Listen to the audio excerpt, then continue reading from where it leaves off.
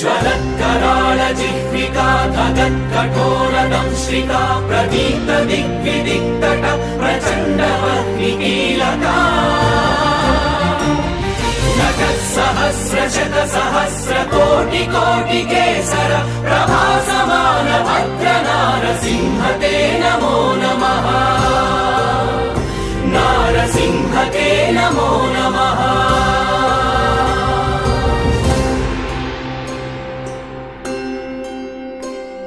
ज्वलत्कराळ जिह्विका धगत्कठोरदंश्रिका प्रदीप्त दिग्विदिक्तट प्रचण्डवह्निकीलका नटत्सहस्रशत सहस्रकोटिकोटिकेसर प्रभासमान भद्रनारसिंह ते नमो नमः।